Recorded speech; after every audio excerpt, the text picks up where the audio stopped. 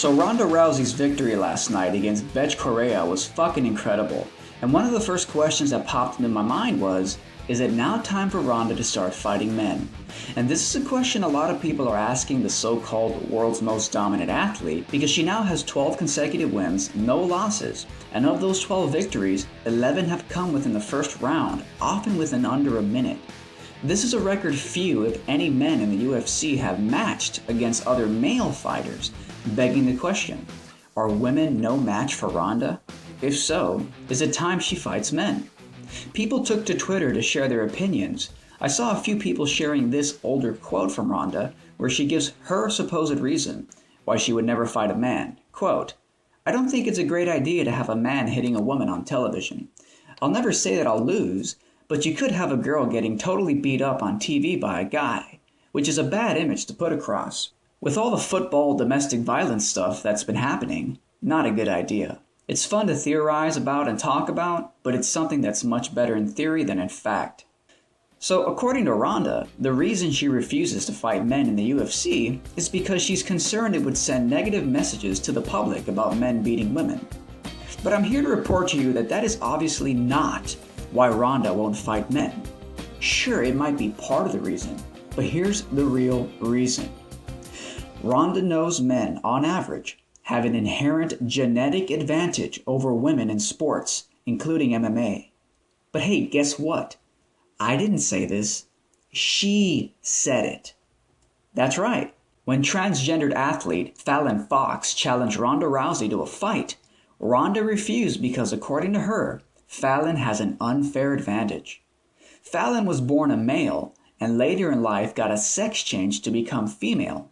When asked if Ronda would fight Fallon, this is what she said. I feel like if you already go through puberty as a man, it's something that you can't really reverse, but there are people that are identified as being like a male-identified woman or a woman-identified man early on, and they're put on hormone suppressant therapy until they're of legal age, and then they can make the decision to get the sex change later, and I think that would be acceptable, that would be fine, because they wouldn't already developed the bone structure of a man, the muscular structure. You know, you can't just reverse that. There's no like undo button on that. And so on a case-by-case basis, I think we really have to look at it. But in Fallon Fox's case, I think she does have an unfair advantage that is outside of her control, but that's unfortunately her scenario. So when Ronda or any of these white knight misogynists on Twitter claim that the reason Ronda won't fight men is because she's afraid what the public might think about domestic abuse, there's obviously more to it than that. Ronda isn't even willing to fight a man who's undergone extensive hormone therapy to become female. So what makes you think she'd fight a man who has not undergone any hormone therapy and is a pure rock-solid triumph of masculine strength? Here's what I think. I think Ronda has been showered with far too much praise, and it's bloated her ego to an unrealistic point. She was labeled the world's most dominant athlete by Sports Illustrated. But how could she be the world's most dominant athlete if she's never professionally competed against men in the UFC?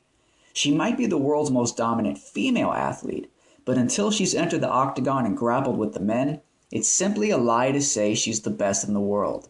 Ronda has a feminist delusion in her mind, where she literally tells herself she can beat any man on the planet.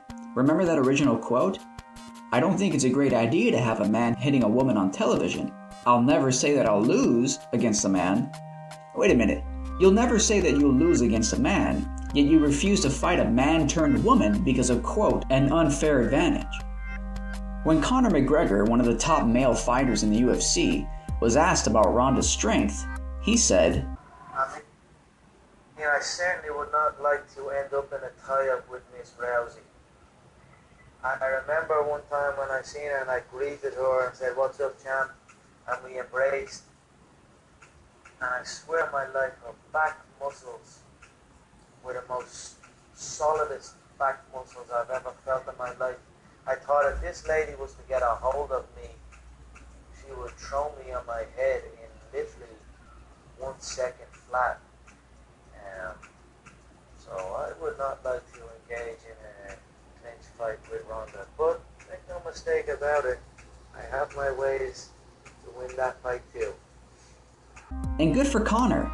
He made the accurate statement. On the men's side, he's the champion. And if Ronda ever fought against Conor, Most honest experts on MMA agree that he would destroy her.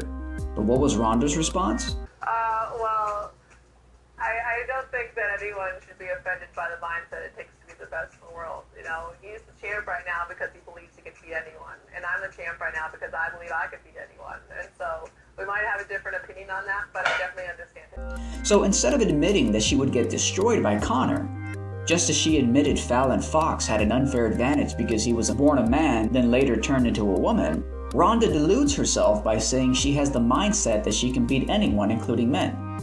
Right, you might have that mindset, but if you refuse to prove the mindset by fighting men in the octagon, then your mindset is irrelevant. Actions speak louder than words. And clearly your stance on fighting Fallon Fox proves that when it comes to fighting men, you know they have a genetic advantage, and that's why you refuse to fight. The reason I get annoyed by this topic is because this is how feminist delusions take over male spaces. When people, under the view that women are weaker than men, treat women with kid gloves, all it does is shield them from the truth, to the point where now people, even top male MMA fighters, have to praise Ronda as if she's the best, even though we all know she wouldn't go far against male fighters. This is exactly what happened earlier this year when a male scientist who helped land a probe on a comet in a historic mission was literally called out and shamed by feminists in the midst of the celebrations because his shirt had a cartoon of a beautiful half-naked woman on it. Feminists said the shirt made women in workplaces feel uncomfortable. In spite of his contribution to the successful mission, the scientist ended up breaking down in tears, crying on national television a few days later and apologizing for wearing the shirt. Are women strong, empowered individuals who can work at the level of men? Or are they emotional children who pass out at the sight of a cartoon woman in the workplace? Feminism literally does poison everything. And if Ronda Rousey's feminist ego isn't checked, along with the mainstream media's portrayal of her, then it won't be long before the UFC is neutered into lowering its standards to appease feminist delusions. That's not very traditional, and I think that a man should really pay for the first date. Fuck that. We're splitting the bill.